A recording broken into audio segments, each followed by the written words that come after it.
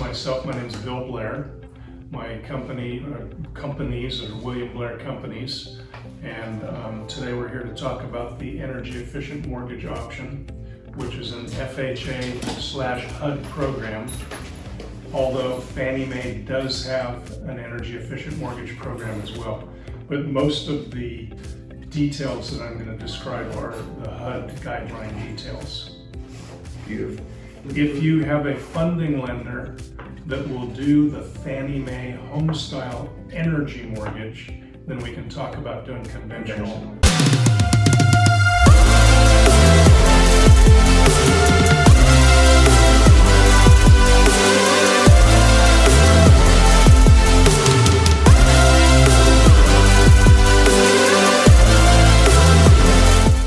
There's the Fannie Mae Homestyle Renovation Loan, which is their 203K series, and there's the Fannie Mae Homestyle Energy Mortgage, Which is a conventional one. which is a conventional EEM.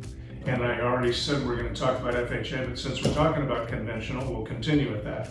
Good. On the Fannie Mae Energy Mortgage was designed by Fannie Mae. It was actually out, I was doing it 20 years ago. And then in 2008, when the big crash came, most programs were put on hold and nobody was doing anything for a while. And because property values were way up, FHA was pretty much out of sight at the time. In 2010, I believe it was, Fannie Mae came back out with their revised energy efficient mortgage program. And one of the specific goals of Fannie Mae was to allow borrowers and lenders to refinance or purchase out of PACE loans. Do you know what a PACE loan is? Negative. No, repeat it. Those way. You ever hear of HERO?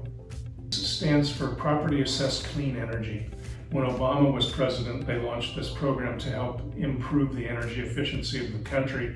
It was originally a commercial program, and then it kind of morphed into a residential program.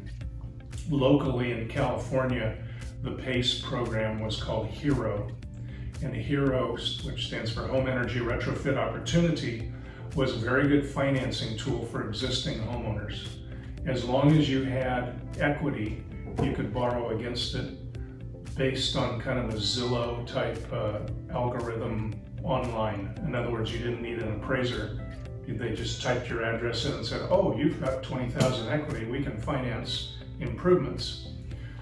Which was not a bad idea, but the HERO people, and I'll disclose I consulted for them for about 3 years, the HERO people didn't have any price controls on the program. So contractors, most of whom, and I've been one in the past and I work for many, most of whom are unscrupulous, were taking advantage of homeowners, especially seniors, selling them. They put $50,000 solar things on their roof. Or the house, you and I are doing a house right now on Grandview in Ceres, and it needs windows. Well, I don't have window pricing yet, but I'm going to think that's going to be in the $4,000 to $5,000 range. That same house by a PACE contractor, they would charge them $20,000 because PACE didn't have, or HERO, they're one and the same, didn't have any price controls, so they were just taking advantage of people. $50,000 solar. So if you ever had a loan come up, Well, my listings when you have to like do payoffs, like yeah, they have you a have a PACE payoff for a and PACE. they're like, well, I had no idea. And then you Yeah. say older people. Exactly. And then you realize that, okay, you have to pay this at close of escrow when it's like $50,000. And I'm Yeah. like, what did they do? And they're like, oh, they just like patch some roof stuff and they put solar. I'm like, $15,000? Yeah, I all the time. Just the reason I'm going into that, as I've mentioned several times, cost controls.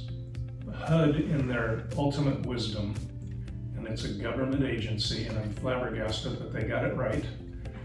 They got it right in 1993. They started the energy efficient mortgage program as a pilot, and in 1995 declared their pilot successful and went to all 50 states with this program for FHA borrowers, which says that you can, as your borrower or your buyer, you can add money to the mortgage to do cost-effective energy efficient improvements. The definition of cost-effective, simply put, is that it costs less or I should put it another way, it saves more than it costs. In the long run. So let's just take an example of $5,000 worth of windows on an EEM. At your interest rates of today, your principal and interest is under $5. So let's say $5,000 of, energy efficient improvements will add about $25 to the P&I. If we show that we can save more than $25 a month on the utility bill, then your borrower can add it to the mortgage, or I should say you can add it to the mortgage for your borrower, and there's no DTI consideration. So let's take a $300,000 loan, and your customer, your client qualifies for $300,000, that's it. And in my example of $5,000, we can add $5,000. So now your loan becomes $305,000, but they only qualify for the $300,000. Gotcha. So it doesn't bump them out of DTI max because they've figured that when they're paying their monthly electrical costs, that they're saving more than $25 a month because now they have better insulated windows, dual pane, or like for our house, we're doing ducting as well. So like obviously your HVAC money is going to be saved big time because when you're running that system with the leaks, it's going to be expensive, right? And to determine what is cost effective, we have an energy, what we call an audit, which is just an inspection, kind of like not as in-depth as a home inspection, nor as in-depth or worried about things like a pest inspection. We just collect data. From that data, we submit a request for a HERS report to Sacramento. California Energy Commission in California oversees what goes on in California, even though it's a federal program. Yeah. HERS is HERS, Home Energy Rating Systems. That's a national accreditation. I'm actually now working with a company. The provider I work with is in Sacramento, but they're using ResNet, which is a nationally recognized HERS provider. That HERS report identifies existing conditions in the house and makes recommendations for improvements, and then calculates what the utility load would be on the house as is and what the utility load would be on the house with that improvement. In other words, what the savings anticipation is for the improvement. In the case of what Esteban just mentioned, ducting. We have this house in series and the ducts are in terrible shape. You look at the registers on the ceiling and you can see just black smudges coming out because the insides are so filthy. So HUD, in their wisdom, as I mentioned earlier, requires that the improvement be cost effective. So a $5,000 window replacement job has to be justified with a HERS report saying that the borrowers will basically save more money than that $5,000 addition cost them. And that's something that can be billed with that additional loan at the close of this deal, after close of escrow, so the borrower doesn't have to pay out of pocket. Right. I'll get to it. We'll talk about fees. Let me give you an overview of how the program goes. But you're right. You mentioned after close of escrow. We're talking about repairs to a property with the energy, because they're energy upgrades. The last thing you want to do is wait for a contractor to finish his work so you can close escrow. So again, HUD in their wisdom said this is a post-close event. The house in series that I've mentioned has single pane windows that could definitely need to be replaced, but on top of that, they're broken. About half of them have missing glass and cardboard and duct tape to keep out. So one of the appraisal conditions and one of the underwriting conditions was fix the windows. So now Mr. Realtor, Esteban, has to go out and hire a company to come, call a local glass company to come out and spend hundreds, if not thousands of dollars to put new glass in old windows that's totally inefficient. Well, with the energy efficient mortgage, in the mortgage, we move window repair from a pre-close condition to a post-close condition. So in the case of this one house, we actually, using the energy efficient mortgage, we can speed up the close of escrow because we don't have to wait for glass to be ordered. We don't have to wait for access to the property. We don't have to wait for all the work to be done, and then for the appraiser to go back out and sign off on it, so that underwriting will give you a clear to close. So it's actually a good tool to use when you have a distressed property. Roof, We windows, can do stuff that we know won't qualify FHA because of it. So now this is why you guys need to know this to train your realtors, because it's a leg up. Yeah. For sure. Now, we had a conversation, I think it was yesterday. I'll do, let's say, XYZ Realty in Modesto, California, that's got branches all over the area, right? So I'll be doing a presentation at XYZ, and there'll be 30, 40 agents in there, and I'm doing what I'm doing right now and going through it, and invariably some person in the back of the room, oh yeah, I did one of those, they're terrible, I held my deal up, I never got to, and that's not true. That is what the former occupant of the White House would call fake news. Well, it's like, I feel like it did hold up because for instance in my appraisal, like there's obviously roof shingles and like missing electrical plate, so that probably will hold up the deal. You know what I'm saying? So like your appraisal conditions and your underwriting conditions are going to hold up your deal. Mm-hmm. But the big items, like the windows, for example, are not going to hold up your deal because we're going to do them after close of escrow. It's very important when you talk to real estate agents that you're trying to get business from, and you mention that you can do this, that if you get any bit of a sour look, like, dude, it's after closing escrow. Tranquilo. So, in fact, if I'm at one of the real estate firms in town and I'm doing one of these seminars, I'll go to the whiteboard. XYZ, huh? And I'll ask, Blue and gold? I don't know what that colors are. Okay. I'll say, everybody got something to write with? And yes, you do. So I'll say, let's write this down.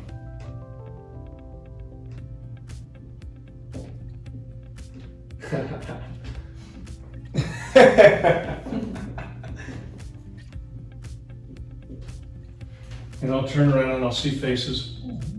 Yeah. And I'll say, okay, now we're going to do something else. Why don't you write this down too?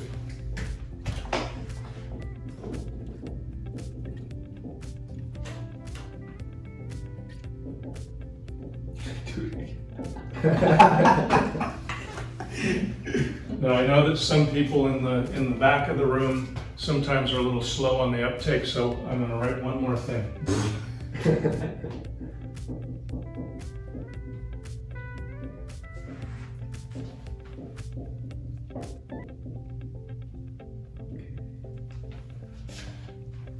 So my point in being a little dramatic is to drive home the point that this is not a deal breaker, it is not a deal delayer, it can definitely be a deal maker, and it can definitely be a deal saver because it's after close of escrow. And it's like I don't know if you mentioned this, but it doesn't affect. It's not like a condition needed by the underwriters or anything, right? It's just like a separate little thing. Like it's not like the CalHAFA, which has to go through a separate underwriting process, right? So it's just like even easier. So it doesn't even take up time. It's just like an extra paperwork that he does. Yeah, and so if you look at my card, I call myself a facilitator, meaning I put the deal together. So as a facilitator, I arrange for the energy audit, I arrange for the HERS report, I collect bids from contractors, and I do all of the documentation for underwriting. So you get a document packet from me that goes to your usually processors, and then it gets entered into the system. Do you use Encompass? No, we don't. That's the only program I'm familiar with, but in Encompass, pardon me, you type in, there's a line and it says, is this an EM? Check, yes. What's the amount? You type in the amount. Is there a weatherization amount? If weatherization, which we'll talk about in a minute, is there, you put in the weatherization amount. Are you doing solar? You put in the solar amount if it's solar. And Encompass recalculates everything without recalculating the DTIs. So it's all automated. When I started this in 1996 is when I got involved. We didn't have as much automation as we do today, so everything was papers. You know, an underwriter had a paper, and the underwriter needed to check a box because the paper says, I got a paper here, check it. I got another paper here, check it. Now that most of that is all automated, but I still supply the HUD documents for underwriting on an FHA energy efficient. If you go through if you just kind of do a test case, so to speak, when you go through the screens, it should be a screen that asks on FHA anyway, should be a screen that asks, are you doing an EEM? And enter it in there. But I still give you all the numbers. It'll ask you for numbers. My documents give you all of the numbers that you need to enter. Energy efficient mortgages and the cost effective requirement are interest rate sensitive because the interest rate is your cost of money. So the lower the interest rate, the lower your cost of money is, and the lower your cost of money is, the more value there is to the improvement. At today's interest rates on mortgages, your borrower on principal and interest is paying about $5 a month per $1,000. On a PACE loan for the same improvement, that was about $10 a month. It was still actually pretty good money, provided people got value for what they bought and didn't get taken advantage of, which was the problem with those programs. But so your cost of money, if I'm gonna put in new windows in this room, would you, for what I'm doing, would you rather pay $5 a month or $10 a month? You know, your cost of money is way lower on your mortgage, and the lower your interest rate, the lower your cost of money. The lower your cost of money, the more the improvement is valued. All of my documentation as your facilitator enumerates all of that. It's all laid out, and it's on FHA forms, and I also include contracts with the contractors that are going to do the work that spells everything out. On an EEM, the contractor agrees to do the job for a contract price, and there are no cost overruns. It's a firm price bid requirement. So if we say we're going to do windows for $5,000, and then we get in there and it costs the contractor more than $5,000, he's doing it for $5,000. He doesn't come back and say, oh, I didn't figure right, or I didn't notice this, I need another $1,000. That you can't do that on an EEM. No foot in the door technique here. Yeah, absolutely not. Another nice thing, just mentioning foot in the door, and I told you I was involved with Hero for 3 years. With Hero, you take your laptop, you go to the people's house and sit at the kitchen table or the dining table, you show them what you can do, how much it's going to cost, then you get your phone and you call Hero, and they link you on the laptop, and they do a live contract with DocuSign, and the Hero salesman is out the front door with all of his documents signed. There's no, you still have a 3-day right of rescission under California contract law, but there's no, we'll think about it or anything like that. With an energy efficient mortgage, there's several weeks of time for people to think about it. Although we don't have them cancel, rarely. I think once in 26 years I've had somebody cancel, get wet feet. Usually that occurs, or usually that situation arises when a young couple's buying a house like this one in series. They'll probably be able to add about $15,000 for new heating and air conditioning, new ducting and windows to that house. And they'll sign it and they'll be excited, and then they'll go to Thanksgiving dinner and Aunt Ethel will say, you're doing what? You're adding that much to your mortgage? Oh my God, are you kids crazy? You know how much that's going to cost in 30 years and blah, blah, blah, blah, blah, blah, blah. And it will create sometimes a situation where people have second thoughts. Mm-hmm. Like I said, I've only had it happen, I believe, once, but people call up and they're basically in a panic because Aunt Ethel told them they're stupid. And I say, if you want to cancel, let's cancel. And then the lender gets really angry with me because they've got to rewrite all their docs. But correct me if I'm wrong, if you disclose and you end up with a lesser amount on your final deal, you don't have to redisclose. It's only if you increase the amount that you have to redisclose. Correct. So it's just a matter of redraw and not redisclose. It gives us 90 days from close of escrow to effect the repairs. If there's a good reason to extend that, as the facilitator, I work with the new homeowner and the contractor and write a letter to the lender just saying, we had a bad snowstorm and nobody could get to the lumberyard for 3 weeks, so we had a delay, something like that. But 90 days is typical, which is a good segue into timelines of getting the work done. The contractors involved in an EM don't get a deposit. They don't get progress payments, they don't get draws. They get paid when they're done, when it's signed off by the HERS rater, and if in fact there's a building permit required, like in Modesto and Ceres, the heating and air is going to require a permit, the windows do not. But so when everything's signed off, then as the facilitator, I get the new homeowner to sign a certificate of completion. They agree that everything's done to their satisfaction. Then I take the contractor, I get the invoice from the contractor, and I submit it to either the lender or the title company, whomever is holding the monies for the EM after close.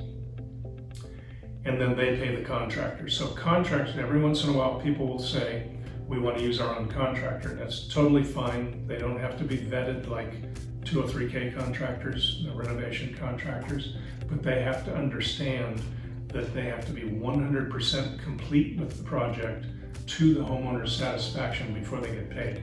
So in the case of $5,000 worth of windows, he might spend $3,500 on the windows, and that's coming out of his own pocket until he installs the windows and sends the bill in for $5,000 and gets paid. That's a very important thing, and I've told this story before, and Esteban knows it, but I had some people here 15 years ago or so in Modesto. It was a Wells Fargo mortgage, FHA-EM, and the loan officer was in a branch, and the home buyers wanted to use their mother's best friend, who was a heating and air contractor. Fine and dandy. I talked to him on the phone. I gave him the bullet points of everything he had to do, what the expectations were, what the requirements were. He said, yeah, I know all that. So I sent him an email with bullet points saying, this is what you have to do. You got to do this, and then give me your invoice, give me your signed off building permit, and I'll submit for payment. Yeah, I know all that. I do that all the time. Never done one. So the day he finished the heating and air, he typed up his invoice. Actually, I think it was handwritten, now that I remember. He wasn't very sophisticated. He wrote up his invoice, and he went into the branch on McHenry and went to a teller and handed her the note saying he wanted $8,700, which triggered an alarm, a silent alarm. And it triggered a phone call to the loan officer, which triggered a phone call to me saying, Bill, Whiskey Tango Foxtrot, this dude is in here demanding payment for this thing. So we squared it away and he got paid, but it was, at the time I said, no, you can't do it unless you totally understand and tell me you understand. I knew this guy didn't get it when I tried telling him how to do it. So the contractor has to do a 100% performance before he gets paid 100%. No deposits, no draws, no withholdings, anything, just do the job and get it done. So back to your how long does it take, and I said 90 days is the limit that HUD gives. The contractor wants to get in and get out complete as quick as possible because he wants his money. Gotcha. Usually heating and air takes from start to finish, or from close of escrow to finish of installation, depending on time of year and how busy they are, is about 2 weeks. Windows used to be about 2 to 3 weeks because of the supply side problems and all of the stuff that we're going through right now. Windows are actually 2 months, which makes it a little more of a challenge for me because I'm managing the thing for a lot longer than 2 weeks. I'm managing it for 2 to 3 months.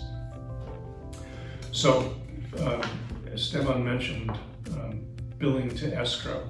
So there's 2 fees involved in an EEM. As a facilitator, I charge $400 for my services, and the HERS provider charges $375 for the HERS certificate. $375, HUD says I can bill it to escrow. I can include it in the EEM amount. So let's just say we've got back to that $5,000 example for an EEM. The people say, no, we'd rather finance the HERS report. So the EEM is actually going to be $53.75. The $375 is a line item on all of the HERS documentation. It is fully disclosed. There's no payment under the table of the contractor paying the HERS provider or anything like that. It's paid at close of escrow from the EEM funds. If the EEM is maxed out and there's no extra room, the $375 can be billed to escrow. The borrower has to bring that in part of their cash to close, and then the title company pays it. Part of the documentation that I, as your facilitator, provide is an addendum to title and escrow instructions informing your escrow officer that we're doing an EEM, and that it's going to be part of your documentation and part of your instructions to title as well. So everybody's all on the same page as far as what's going on. On my $400 fee, I recently, just since last summer, a realtor wanted to pay me instead of having her buyer pay me. And she said, do you do Venmo? I'm an old guy, and I'm going, what's Venmo? My daughter helped me set it up. So now I got Venmo, and it was so easy. When it goes ding and it says, you have $300 in your Venmo account, I go, that was kind of cool. We got to do that more often. So the 400, I try to make it very user-friendly. If you can pay with Venmo, I actually discount it to 300 because I don't do anything. It's there. And you don't have to pay taxes on it. So that's the fees, that's the timeline. A little bit I didn't talk about on timeline is typically, are we still 17 days? Is that still the typical time frame for due diligence? Depends, yeah. Standard for inspection 17, loan 21. Yeah. Well, within the 17 days, and the sooner to the first day than the last day that I can get access to the property and get a HERS inspection done, the quicker we can get documents to you for your borrower. Every once in a while, I use my same example before, somebody's in escrow and they're going to close on December the 3rd, and they went to Thanksgiving dinner and Aunt Ethel said, are you kids getting an EEM? And they say, no, Aunt Ethel, what's that? Well, it's where you could get new windows put in your house and paid for through your loan. You're kidding. And they call you and they say, hey, what's this EEM deal? We want to put new windows in our house. And then you guys talk and you go, we have a clear to close. We're just waiting for Monday and we're going to draw docs. And they call me and they say, well, we still want to do it. And I say, I'm sorry, it's too late. I'm not going to hold up your loan. Oh, okay. Unless you call me and say, hey, I had a talk with everybody involved and we all understand it's going to take an extra week and we're cool with that, that's fine. But I'm going to tell your borrower, if they come to me at the 11th hour, it's too late, we missed the boat. Gotcha. The train left the station. Now you can do it on a refi next year. Okay, so it's possible to refinance and Yeah, they on say- FHA and Fannie Mae for that matter, anytime we generate a first mortgage, we can do an EEM. I've actually done EEMs for people that a couple years later refinanced and did more work on the house with a second EEM. Wow. Because the numbers worked out. So it's the same. Go. Oh, no, I was gonna say, so normally it's done like in the beginning, right? The sooner to contract inception, the better. Oh, okay. I mean, I can break land speed records every now and then, and I hate to say that now because right now, I don't know if you guys are experiencing it, people that used to call you back in an hour take 2 days. Materials that I ordered that used to take 10 weeks or 10 days are now 10 weeks. I mean, everything is stretched out, but I have gotten 911 calls and I've gotten somebody out there to do the inspection. While they're doing the inspection, the people have already said we want heating and air. I go online, whether it's MLS or Zillow, doesn't matter, and I get the data on the house. I send it to my HVAC company that does a lot of EM heating and air systems. They give me a price. I get the inspection, I send it to Sacramento. The next morning I've got the HERS certificate. I've already got the bids, and I can put it together within an hour and get it back to you. So my land speed record's about 24 hours. I like to say a week, because there's a lot of things that I'm not necessarily in total control of. But early in the process makes it easier.